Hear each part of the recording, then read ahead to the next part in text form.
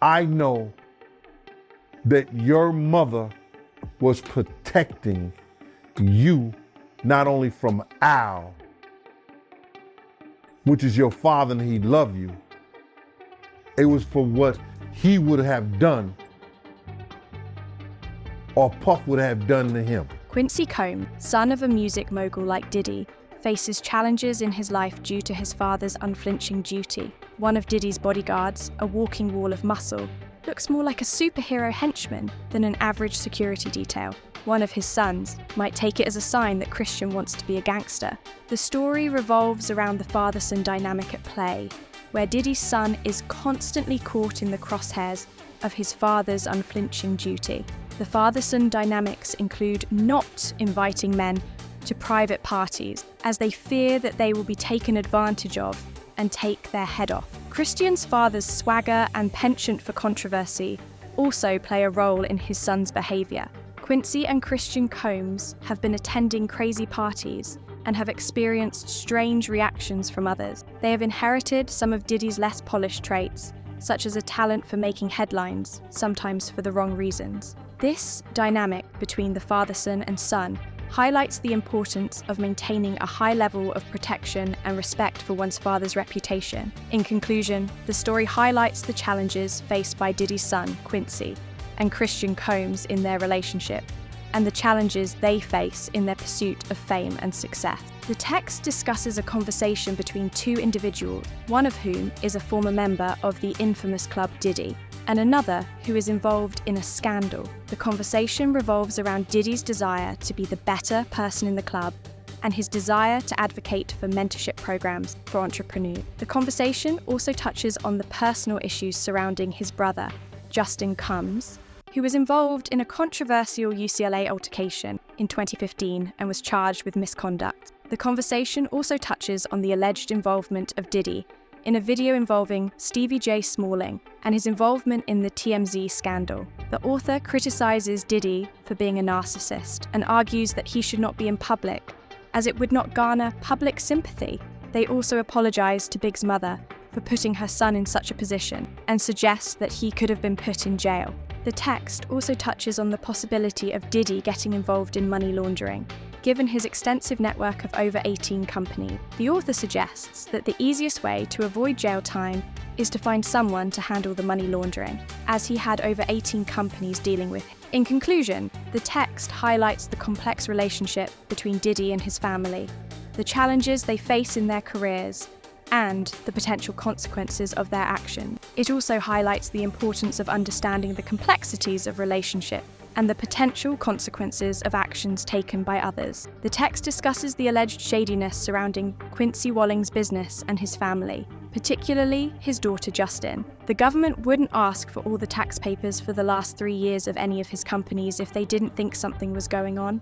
If Quincy doesn't go for any assaults or something, it may be something having to do with tax evasion, money laundering, or drugs. The environment around Quincy is shaped by his father's fear of being attacked and his bodyguard who seems to neutralize any threat.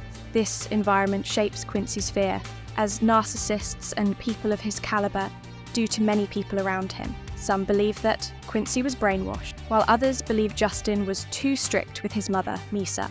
The text also discusses the power dynamics between Quincy and Justin, with the federal government taking up to 3 years to bring their case up. Many people feel that Quincy played the part in the video coming out where he made the comment that they forgot to raid the house next door owned by his dad.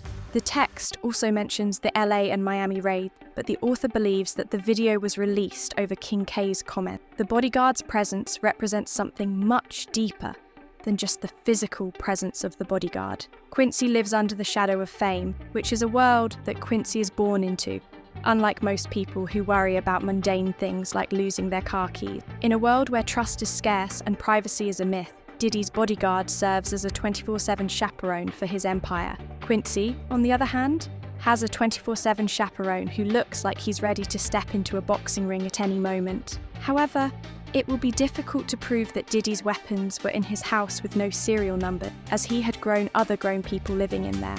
The house is likely in a corporation name, so they would have to get maids, butlers, cleaning people, or someone else in the house to have a daily contact to say that it was his room that they found those weapons in. Christian Combs, Diddy's son, has faced controversy in recent years for his extravagant lifestyle, flashy cars, lavish vacations, and designer items. His wealth makes him a target for criticism, and some argue that the bodyguard's intimidating presence isn't just for Diddy, but also for Christian. His son is being sued for assault, and the alleged victim claims she has audio recordings of him forcing himself on her during a yacht party. She alleges that she had to fight him off several times and suspected that the tequila was spiked.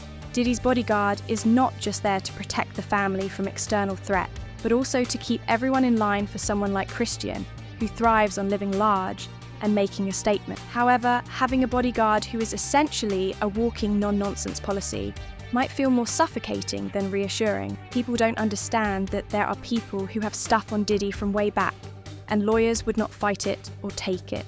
Now, Cassie opened up those doors, and a guy named Cassie is going way back and says that he put on the Shah John shirt and it tried to molest him. He's taking this case to court now about the intimidation factor Diddy's bodyguard has on. The bodyguard is not just physically imposing, but also a presence that creates tension and pressure for Christian, who is trying to carve out his identity while still existing under his dad's shadow.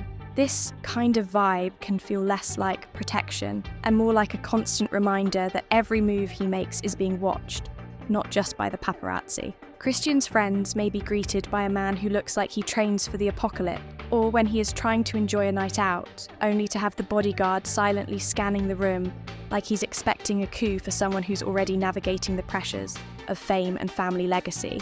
This level of scrutiny can feel downright oppressive, and they better slow down and understand their daddy's fight for his life on the street than it is behind bars. The father-son dynamic in the story is evident, as Diddy is known for running his empire with precision and control, and it's clear he expects the same from his kids. The bodyguard isn't just there to keep physical threats at bay, but also a symbol of Diddy's expectations, discipline, loyalty, and the ability to handle the pressure of being a Combs for Quincy, who is no stranger to living it up and occasionally stepping out of line. Quincy is truly terrified of the bodyguard, possibly not in the classic sense, but it's clear that the guy represents more than just physical protection. He represents Diddy's power control and the impossible standards that come with being a part of one of the most famous families in the world, for Quincy.